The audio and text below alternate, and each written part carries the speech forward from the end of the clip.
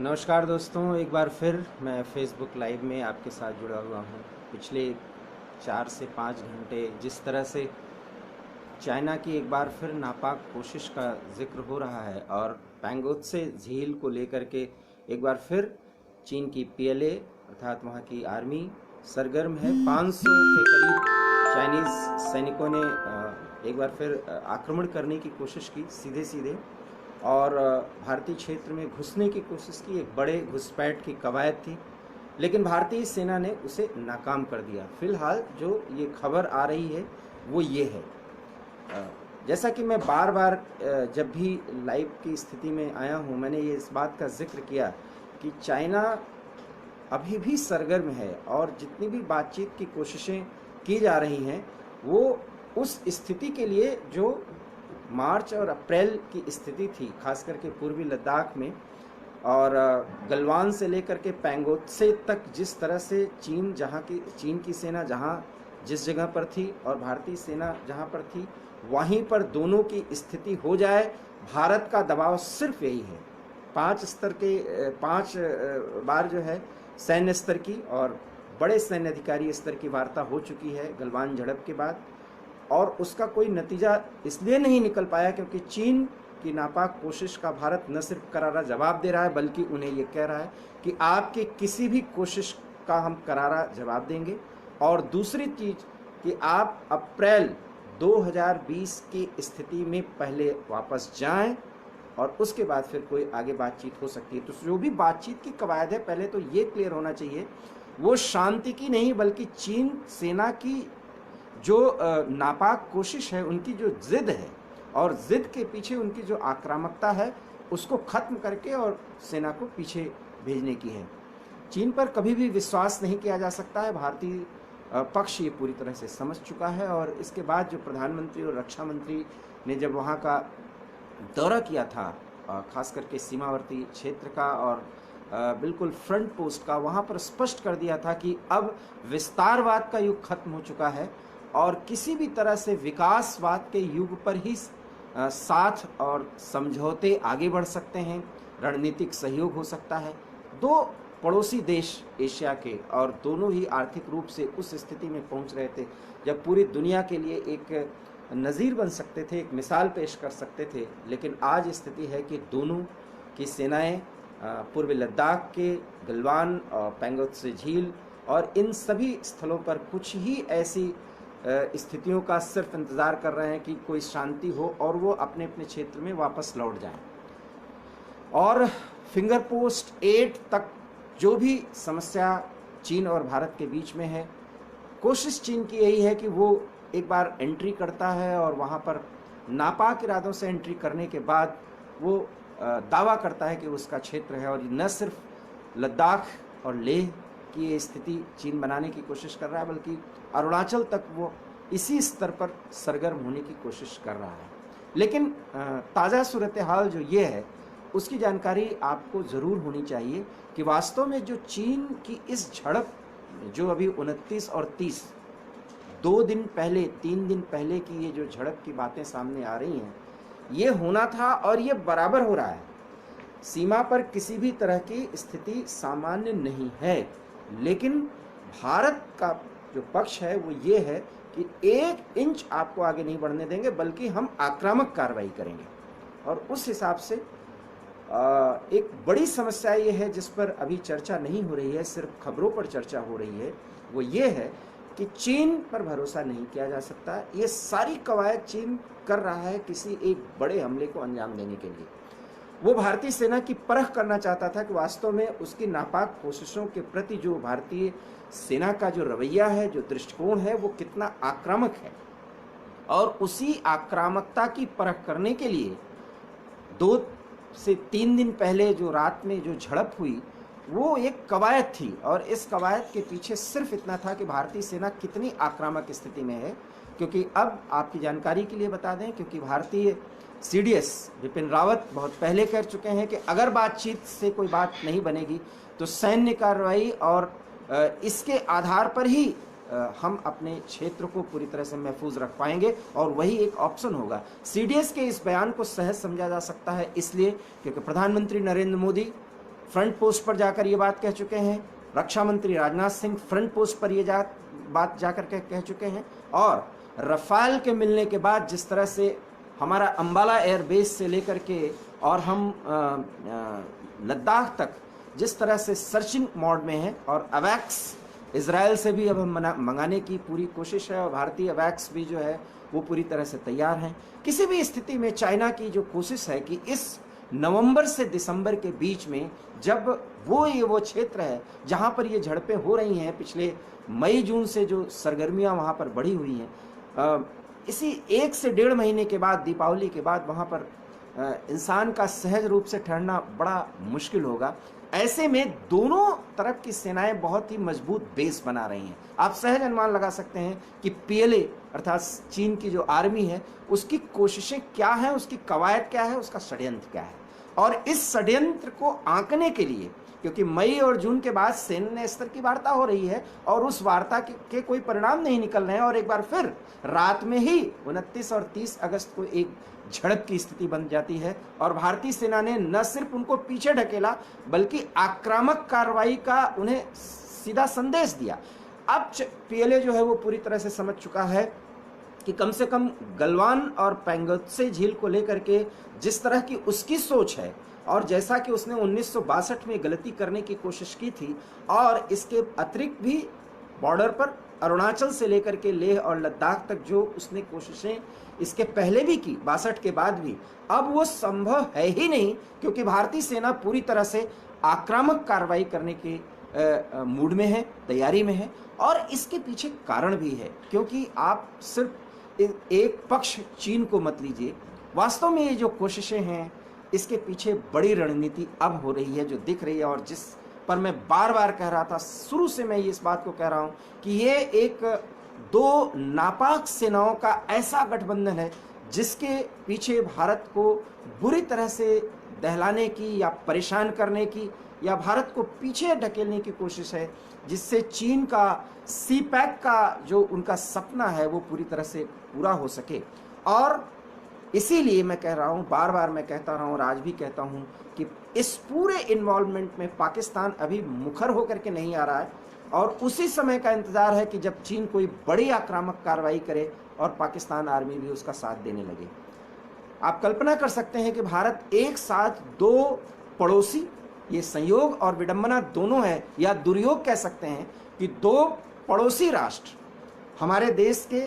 जो एक सहयोगी हो सकते थे वो हमारे दुश्मन के रूप में सामने हैं, और न सिर्फ दुश्मन के रूप में सामने हैं बल्कि आक्रामक कार्रवाई करने के लिए दोनों तैयारी कर रहे हैं। सिर्फ तैयारी ही नहीं कर रहे हैं बल्कि भारतीय क्षेत्र पर अधिग्रहण और उस पर जबरन कब्जा करने की कोशिश कर रहे हैं, जिसमें सिर्फ अगर हम चीन को अकेले सोच रहे हैं तो ये बात पूरी तरह से हम गलतफहमी में हैं। इसमें चीन आगे चल रहा है, आंकने की कोशिश कर रहा है और भारत की ताकत को परखने की कोशिश कर रहा है, और सबसे बड़ी बात, भारतीय राजनीतिक इच्छा शक्ति को, अर्थात वो इच्छा शक्ति जिसमें चीन को पीछे ढकेल देने की, चीन की किसी भी नापाक कोशिश में उसको तहस नहस करने की कोशिश की मंशा या इच्छा शक्ति की परख जहां होनी हो,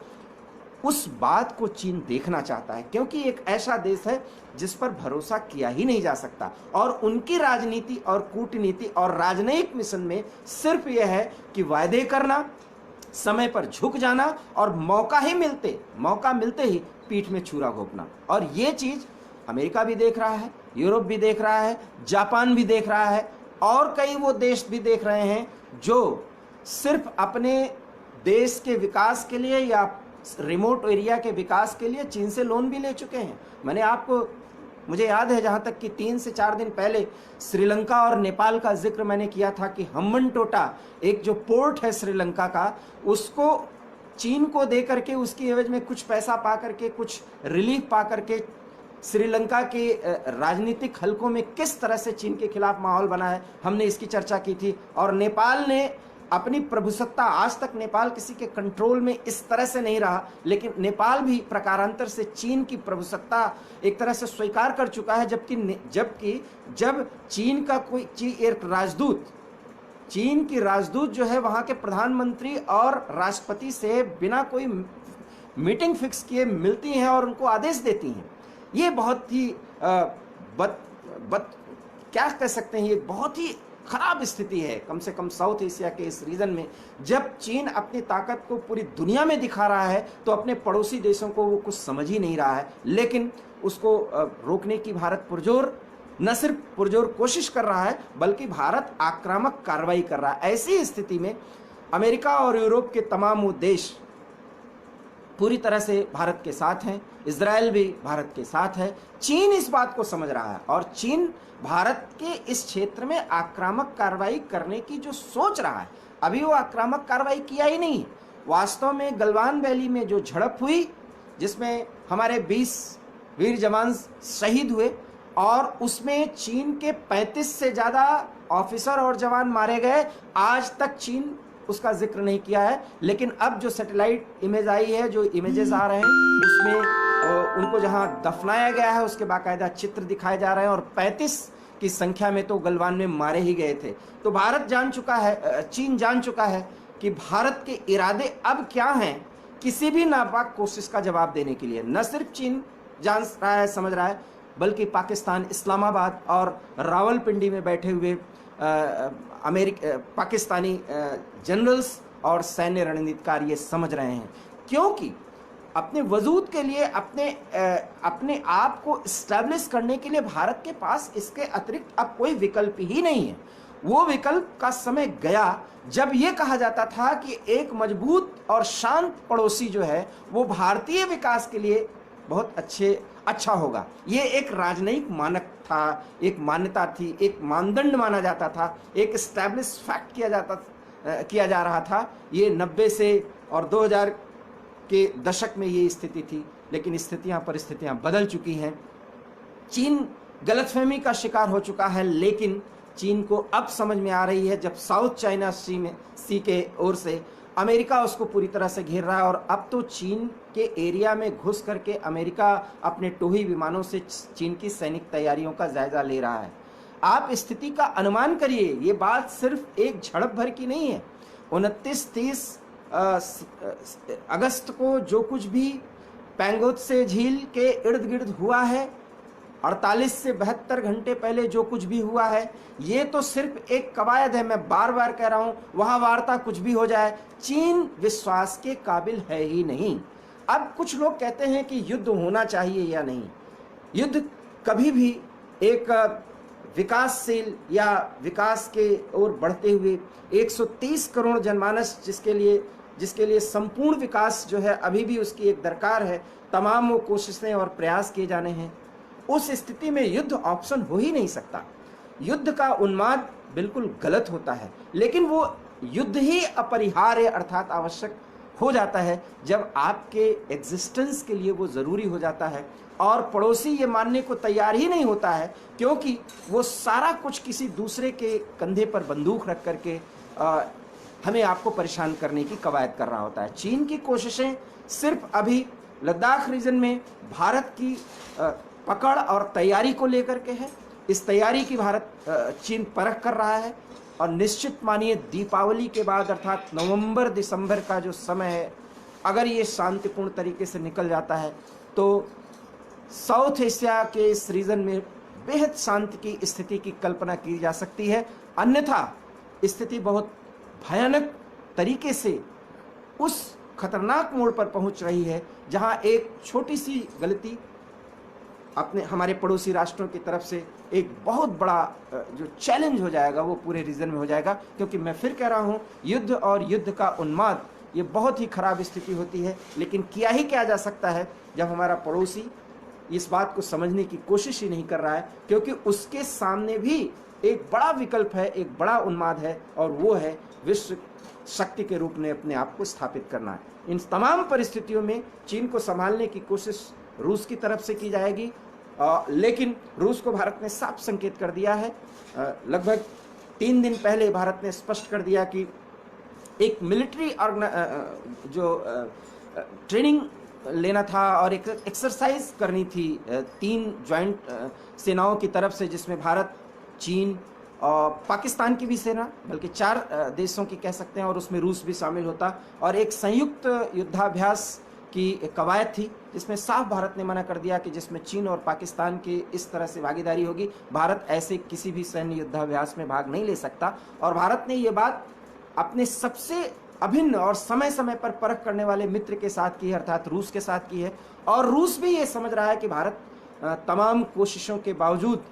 अब चाइना और पाकिस्तान से बहुत ज़्यादा राजनयिक तौर तरीके से कम कम इस मुद्दे पर निपटने के लिए तैयार नहीं है। वो किसी भी असामान्य परिस्थिति का बहुत ही रणनीतिक और आक्रामक तौर पर भारत जवाब देने के लिए तैयार है। ये चीन भी